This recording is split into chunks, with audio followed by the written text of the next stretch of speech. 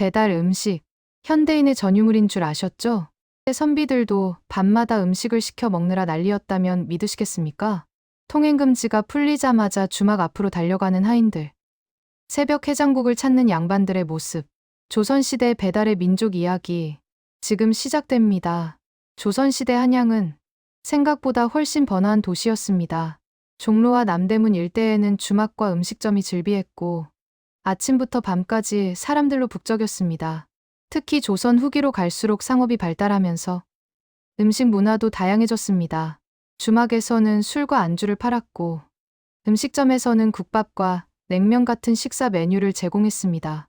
양반들은 직접 주막에 가기보다는 하인을 시켜 음식을 사오게 하는 경우가 많았습니다. 체면을 중시하는 양반 사회에서 주막에 직접 가는 것은 품위를 떨어뜨리는 일이었기 때문이죠. 그래서 하인들은 주인의 명을 받아 주막으로 달려가 음식을 사서 집으로 가져왔습니다. 이것이 바로 조선시대 음식 배달의 시작이었습니다. 물론 조선시대의 음식 배달은 현대의 배달 시스템과는 달랐습니다.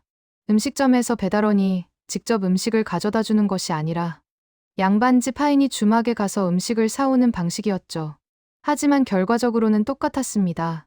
집에 앉아서 음식을 주문하고 누군가가 음식을 가져다 주는 시스템이었으니까요. 양반들은 하인에게 돈을 주며 주막 아무개 집에 가서 해장국 한 그릇 사오라, 냉면 2그릇 사오라, 술 한 병 사오라, 이런 식으로 주문했습니다. 하인들은 주인의 명을 받들어 빠르게 주막으로 달려갔고 음식을 사서 조심스럽게 들고 돌아왔습니다. 이 과정이 바로 조선시대식 배달이었던 겁니다. 조선시대의 주막에는 외상 시스템이 있었습니다. 양반집 하인이 오면 주막 주인은 외상으로 음식을 주고 나중에 돈을 받는 방식이었죠. 특히 단골 양반집의 경우 주막 주인은 하인 얼굴만 봐도 알아보고 바로 음식을 내줬습니다. 이런 외상 시스템 덕분에 양반들은 현금을 들고 다니지 않아도 언제든지 음식을 시켜 먹을 수 있었습니다. 주막 주인 입장에서도 양반집을 단골로 만들면 안정적인 수입이 보장되었기 때문에 외상을 흔쾌히 받아주었습니다. 한 달에 한 번 양반집 관리인이 주막을 찾아가 밀린 외상값을 한꺼번에 정산하는 방식이었습니다. 이는 현대의 월정액 구독 서비스와 비슷한 개념이었죠. 양반들은 낮에는 체면을 지켰지만 밤이 되면 식욕을 참지 못했습니다. 특히 과거 공부를 하는 선비들은 밤늦게까지 책을 읽다가 배가 고프면 하인을 불러 주막에 다녀오라고 시켰습니다.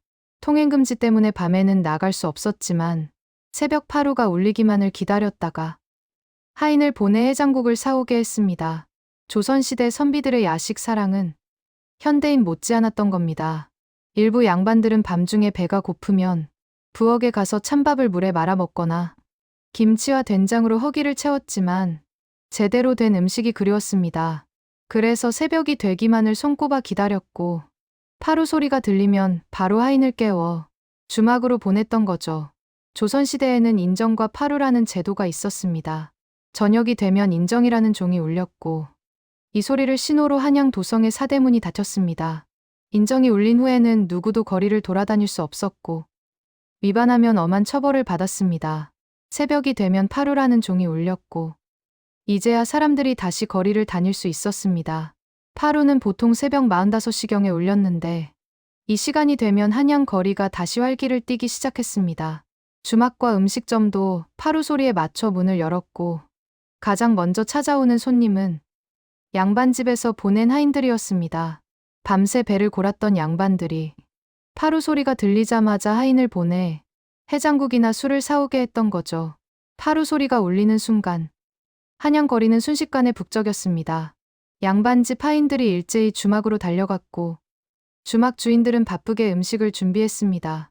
특히 해장국집은 파루 직후가 가장 바쁜 시간이었습니다. 전날 밤 술을 마신 양반들이 속을 풀기 위해 해장국을 찾았기 때문이죠.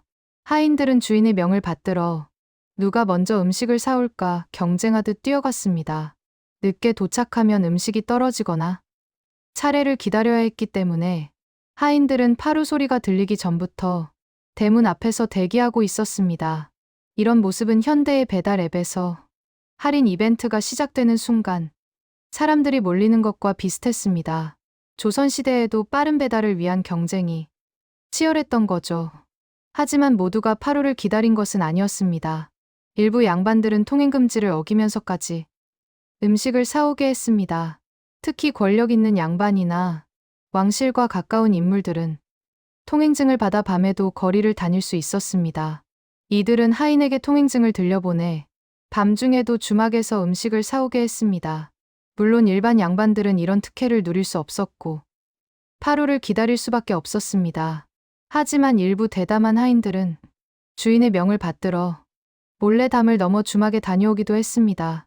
들키면 곤장을 맞을 각오를 하고 주인의 야식을 위해 목숨을 걸었던 거죠. 이런 하인들은 주인에게 충성스럽다는 평가를 받았고 때로는 특별한 보상을 받기도 했습니다.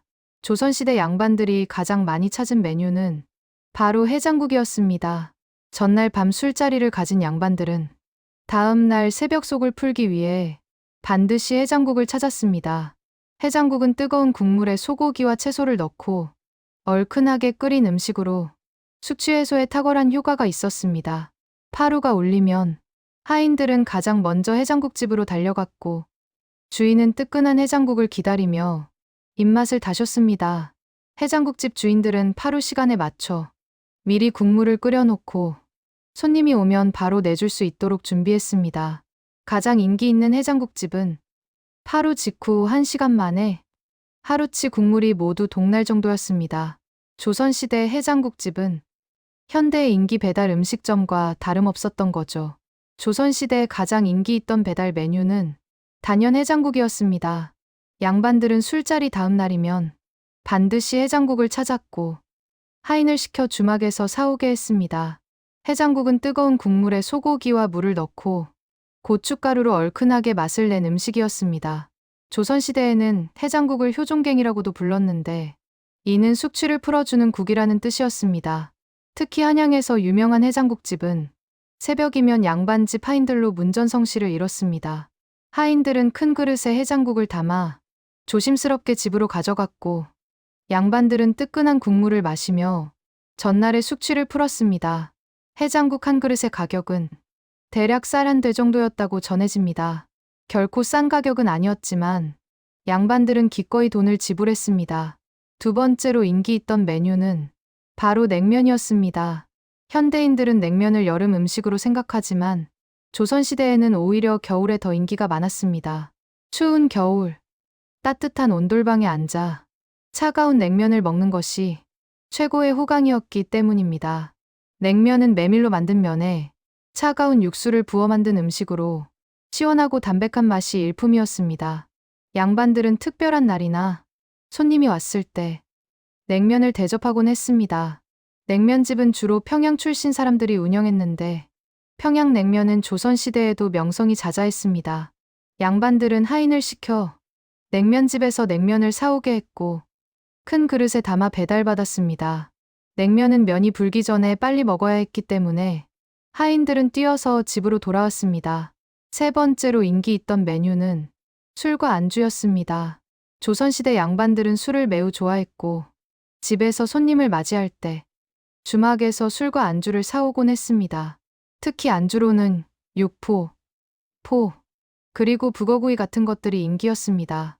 양반들은 하인을 시켜 주막에서 술 한 병과 안주를 사오게 했고 친구들과 함께 밤새 술자리를 가졌습니다. 주막에서 파는 술은 집에서 담근 술보다 맛이 좋다고 알려져 양반들 사이에서 인기가 많았습니다. 특히 남대문 근처 주막의 술은 한양에서 가장 맛있다는 평가를 받았고 멀리서도 사람들이 찾아왔습니다.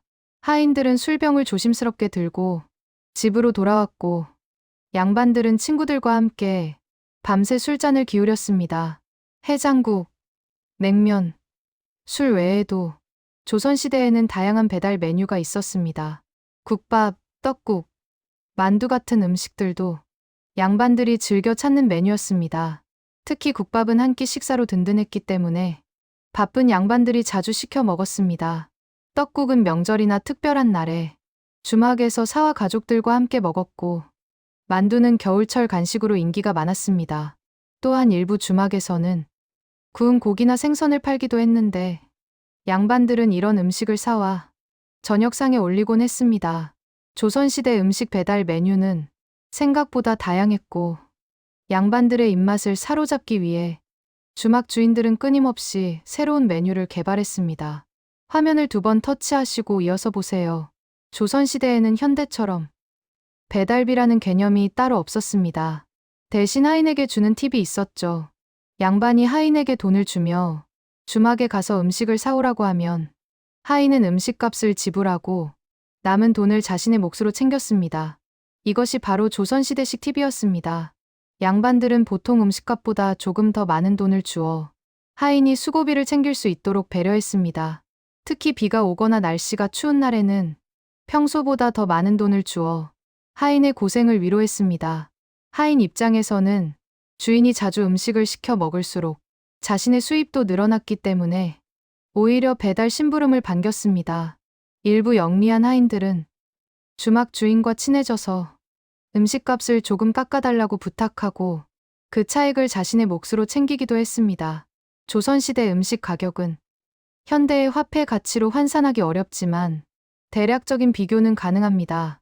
해장국 한 그릇은 쌀 한 대 정도의 가격이었는데 쌀 한 대는 대략 현대 화폐로 5,000원에서 1만 원 정도로 추정됩니다. 냉면은 해장국보다 조금 더 비쌌는데 메밀을 구하기 어려웠기 때문입니다. 냉면 한 그릇은 쌀 한 대 반 정도의 가격, 즉 현대 화폐로 1만 원에서 1만 5천 원 정도였을 것으로 추정됩니다. 술은 종류에 따라 가격이 천차만별이었지만 일반적인 막걸리는 비교적 저렴했고 고급 청주는 상당히 비쌌습니다. 양반들이 즐겨 마시던 청주 한 병은 쌀 서 대 정도의 가격, 즉 현대 화폐로 2만 원에서 3만 원 정도였을 것으로 추정됩니다. 결코 싼 가격은 아니었지만 양반들은 체면과 입맛을 위해 기꺼이 돈을 지불했습니다. 앞서 언급했듯이 조선시대에는 외상 시스템이 있었습니다.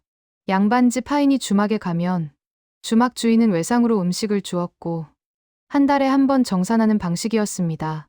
정산의 날이 되면 양반집 관리인이나 사랑채 총무가 주막을 찾아가 밀린 외상값을 계산했습니다. 주막 주인은 장부를 펼쳐놓고 한 달 동안 외상으로 나간 음식 목록을 보여주었고 양반집 관리인은 꼼꼼히 확인한 후 돈을 지불했습니다. 이 과정에서 가끔 실랑이가 벌어지기도 했습니다. 주막 주인이 실제보다 더 많이 기록했다거나 양반집에서 주문하지 않은 음식이 장부에 있다거나 이런 문제들 때문이었죠. 하지만 대부분은 원만하게 해결되었고 외상 시스템은 조선시대 내내 유지되었습니다. 조선시대 배달의 가장 큰 문제는 거리가 멀면 음식이 식거나 상한다는 것이었습니다. 특히 해장국 같은 뜨거운 음식은 빨리 가져와야 제맛이었기 때문에 하인들은 뛰어서 집으로 돌아왔습니다. 거리가 멀거나 날씨가 나쁜 날에는 하인들이 더 많은 수고비를 요구했습니다. 일부 양반들은 음식값보다 하인에게 주는 팁이 더 비싸다며 불평하기도 했지만 그래도 집에서 편하게 음식을 먹고 싶었기 때문에 어쩔 수 없이 돈을 지불했습니다. 특히 비 오는 날이나 눈 오는 날, 하인들은 평소보다 2배 이상의 팁을 요구했고 양반들은 마지못해 응했습니다.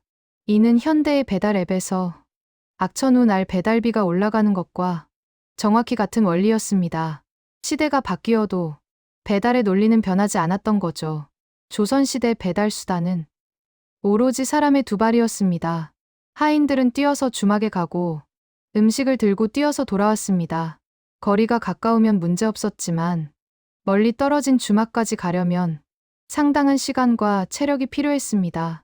현대의 배달은 오토바이와 자동차, 심지어 드론까지 동원됩니다.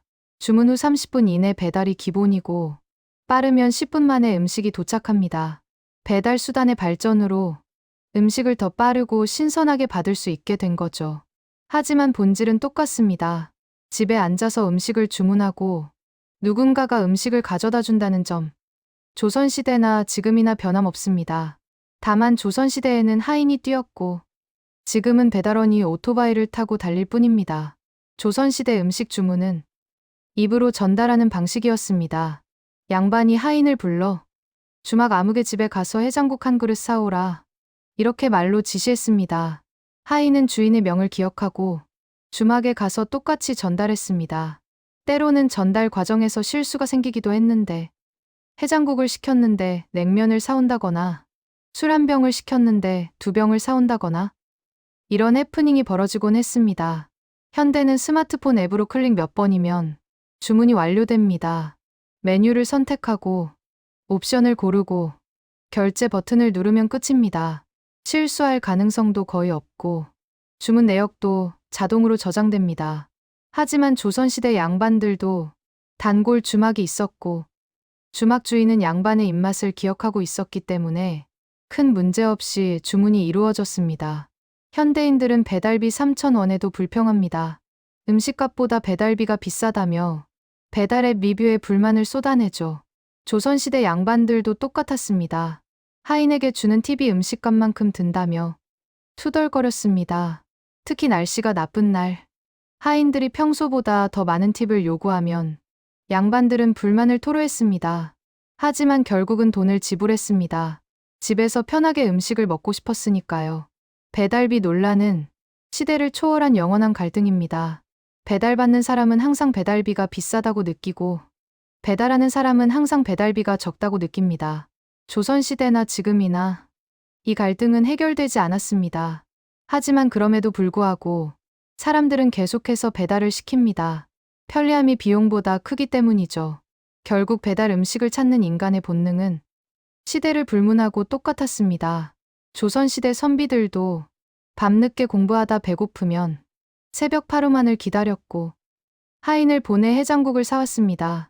현대인들도 밤늦게 일하다 배고프면 배달 앱을 열고 치킨을 주문합니다. 시대는 500년이나 차이 나지만 행동 패턴은 정확히 똑같습니다. 우리 민족은 정말로 DNA부터 배달의 민족이었던 거죠. 집에서 편하게 음식을 먹고 싶은 욕망, 밤늦게까지 일하다 출출해지는 배, 그리고 그 배를 채워줄 음식을 찾는 본능. 이 모든 것이 조선시대부터 이어져 내려온 우리의 문화이자 DNA입니다.